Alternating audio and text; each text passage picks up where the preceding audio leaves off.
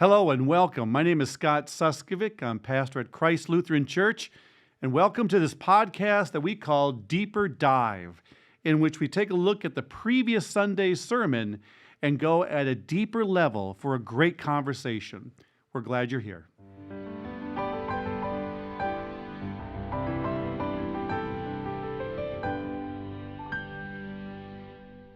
Well, welcome to our next session of Deeper Dive, a podcast here at Christ Lutheran. I'm Pastor Scott Suskovic. And I'm Pastor Ryan Ritzman. Hey, I was thinking about the sermon on Sunday about, I owe you one, and about how we like to keep score, and we ultimately can't do that with God. And I just remembered, you owe me a beer. Last time we were together, I picked it up. The next round's on me. Cool. Well, that's the whole thing. We like to keep score here, certainly with one another, but the whole theme from Sunday was about, can we do that with God? What do you want, God? You want rams? You want olive oil? You want my firstborn? And then are we good? Are we then even, God? Yeah. Oh, man. I'm glad I know the answer to that, because what a question that you might actually, truly offer your firstborn. Oh, my goodness. I can't imagine a loving God. But of course, that's actually in the Old Testament, right? That God has to tell people over and over and over, I don't and will never ask for your firstborn. It's like when the company says, we will never ask for your password, right? We'll never call you for your social security number. Yeah, and yet, maybe not in a blatant way, but certainly a subtle way, people still try to kind of make it up to God. What is that song that's out right now? That I only talk to God when I need a favor. Oh. God, I need if I pray to you. I remember hearing this one story about a guy was, adrift and out the sea, and it's dark and he's got nothing. And he has this prayer that says, God, you know I ain't a religious man. Yeah. I haven't been in church for decades. I haven't prayed in I don't know how long. I'll make a deal with you. If you get me out of this jam, I won't bother you again for another 30 years. Yeah, because there it is.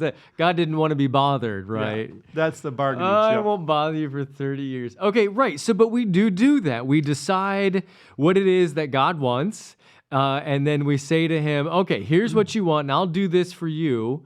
And now that I've done that for you, you owe me one, God. You owe me. There it is. I bought this round. The next one's on you, God. Yeah. So I thought about what you and I were speaking about yesterday, that you had this YouTube kind of a macro influencer who does philanthropy. Oh, man. Okay, so if you don't know Mr. Beast... Set that up for me. Yeah, if you don't know Mr. Beast, I mean, are you even... What's his name? Mr. Beast. Oh. And that's how I know that you don't watch YouTube. Because you can't watch... I mean, you can't even watch, like, Roku. I turn on my Roku, and he's on my Roku.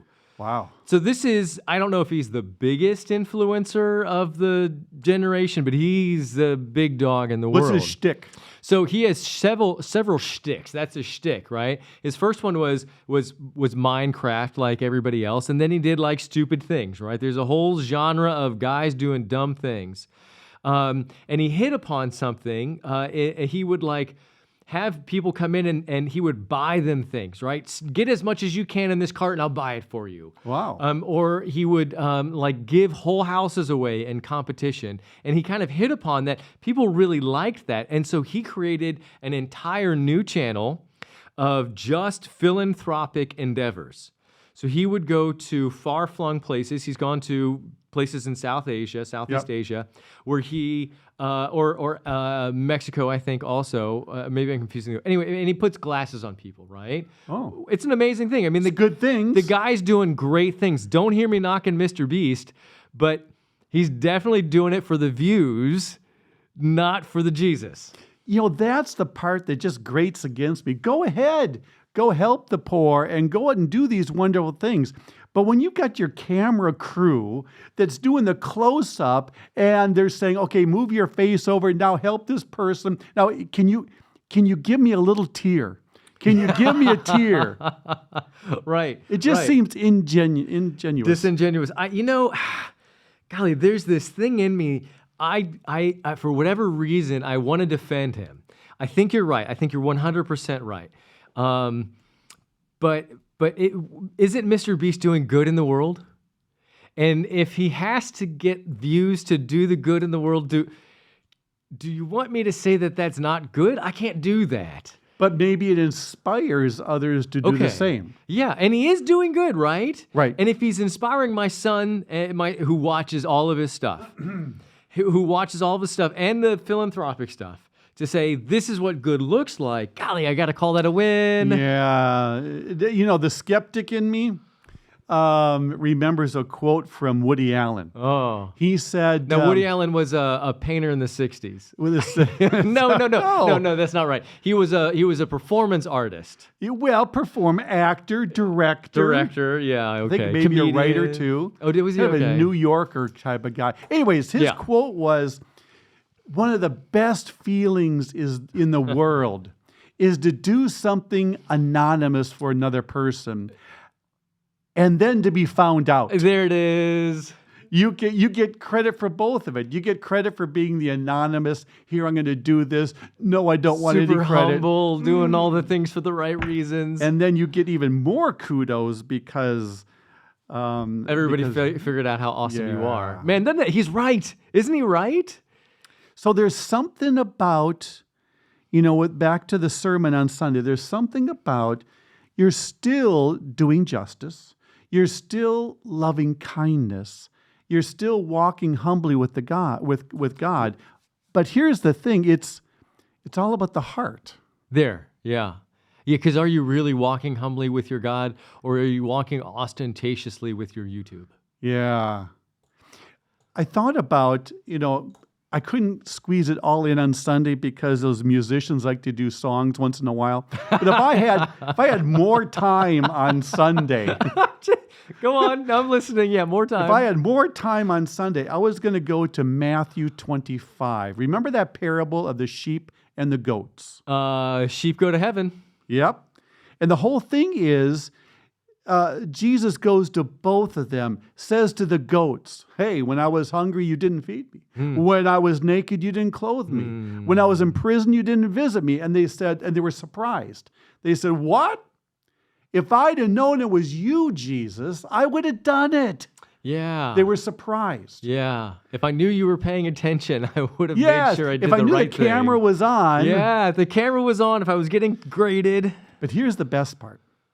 Then he turns to the sheep and he says, I was hungry, you gave me food. I was naked, you clothed me. I was in prison, you visited me. And the sheep were equally surprised. Yeah. They say, what? Where were you naked and where were you in prison? And then, of course, Jesus says, as you did it to the least of these, you did it to me. But here's the great thing about the sheep. Why did you feed the hungry people? Yeah. It wasn't because they were getting graded and the cameras were on. Because they were hungry. They just needed to be fed. Why did you clothe the naked? It's not because of likes or views. Right. It's because they were naked. And I visited because they were lonely. That's it. And so they were surprised. So the sheep, they were doing justice. They were loving kindness. And they were walking humbly with their God. So then it gets at this idea that I had. So if it only counts, as Jesus would have us understand, when it doesn't count, right? When nobody's looking. It only counts when it doesn't count. Yes, right? Good. So if it only counts when it doesn't count, then you can't ever make it count. You can't ever say to God, you owe me one, because as soon as you keep score doesn't matter. Right. It reminded me when I was a summer camp counselor up in Camp Vermilion in northern Minnesota, where I met my wife Gretchen. Did you mean Minnesota? Minnesota. Oh, okay. The accent I couldn't understand. 40 plus years ago. We had this new director that came in, and she was a little hippie. You know, Okay. because she came in with these what she called new games. New games. I said, "What's a new game?" And with great excitement, she said, "It's a game in which there are not winners or losers." Oh, man. And I said, Does she understand the point of the game? said, "That's not a game. No. I don't know what that is. That's not a game." That's a pastime. That's a hobby. So she had these games in which, we sat around and we helped each other and we, hug each other and we did something together. There weren't any winners or losers. And at the end, you all sang Kumbaya. Yeah, I know. It was not my favorite. But that's, can we get to the point of being like those sheep? Can we get to the point of being like that directors? This isn't about winning or losing. This isn't about keeping score. It's being surprised that being in community and caring for one another is enough. Oh, man, but you're asking the impossible. So that if you get even deeper with this thought, one of the things that religion gives a person is the feeling of righteousness. I've done the good stuff. I went to church. I give my tithe or, close to it. Net. Right? The pastor knows my face, maybe even knows my name. I know, and I know that I'm known at the church functions. I've been on the different groups, right? And what does that give me? A sense of superiority because I know I'm righteous. I'm in the good pocket with Jesus. Yeah. And the only reason that I know I'm in the good pocket isn't just because I know I'm in the good pocket. It's because I know that others aren't. And how I'm keeping score. I'm keeping score. But, we said this before in another podcast that every other religion is keeping score. If I can tip the scales to 51% to the good Yeah. and only have 49% to the bad, then I'm in.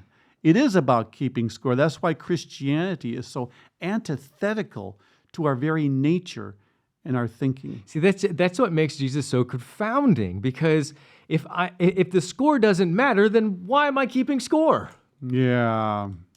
And how do I become good with God? And that's why, the kind of that landing pad from Sunday was saying that Jesus ultimately does come to us and say, hey, stop it. We're good. We're already good. Not because we're even, not because you're so cute and likable and honorable. It's because I'm good. Yeah. And because I'm good, the scales will never be even. And I'm good with that. So I'm with you. I'm in a cultural zone right now, though, right? As a cultural thing, that doesn't feel good to me, right? That's one of the things. Now I have to get rid of that too. Jesus, what more do you want from me? Yeah, it doesn't make sense, but it is the only word of grace that ultimately works. I think that's what Jesus gets at when he has the love the Lord with all your heart and all your might and all your soul, and love your neighbor as yourself, which is you can't give yourself the score, right? You're supposed to love with everything you've got on both sides of the fence, God and everybody else. Yep. And don't keep score. Is it everything you've got? Then you did the thing, which is you followed my word. You follow my commandment. Hey, quick tangent. You use the word love. Yes. And did you love last week? Last week was great. If you are listening and you didn't catch last week, it was a little outside the box. We had a couple people there. It wasn't another pastor with Pastor Scott. It was some of the kids from Utes. From the Utes, from the Minnesotan accent. Yeah, talking about the experience and what they went through. In the National Youth Gathering. Yeah, their time on their road trip to New Orleans and back. Yeah, they were a lot of fun. They were engaging. I asked about any broken hearts along the way, and there were one or two, I think. But they got a lot out of it, and they were hilarious in talking about their experience. So yeah, go back and take a look at that one. And catch next week. We'll talk about how grace isn't fair, and would Jesus love Hitler? We're going to talk about that. I don't know. We'll talk about fun things. Let's talk about the fun things. All right. We can bring Hitler into it. Let's just spike that punch. Stay tuned. Yeah. We'll see if Hitler makes the cut. I love it. See you next week.